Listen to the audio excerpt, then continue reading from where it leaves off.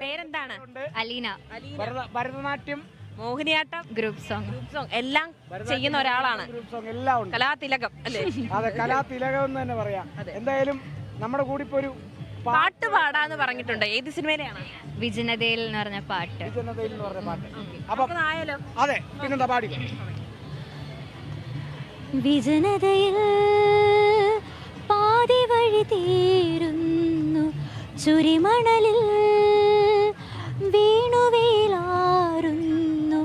ആഴമറിയാ സാഗരങ്ങൾ നീന്തി നീന്തി തീരമണയാ, കൂരിരുളിലേകയായൊരൂരമാകയോ ചുവടുകളെ തളരരുതേ, ഇടരരുതേ, വരൂ വരൂ പോകാമകലേ, വിജനതയിൽ പാതി വഴി തീരുന്നു, ചുരിമണലിൽ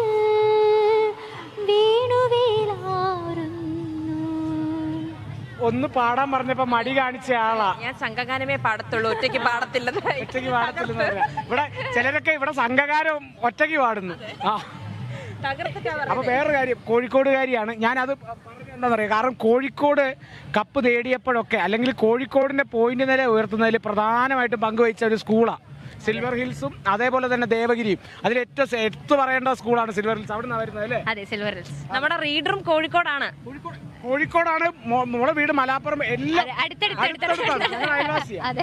ഇത് ഫുൾ ഇപ്പം കോഴിക്കോടുകാരുടെ ഏരിയ ആയിട്ട് പൊക്കോണ്ടിരിക്കുക.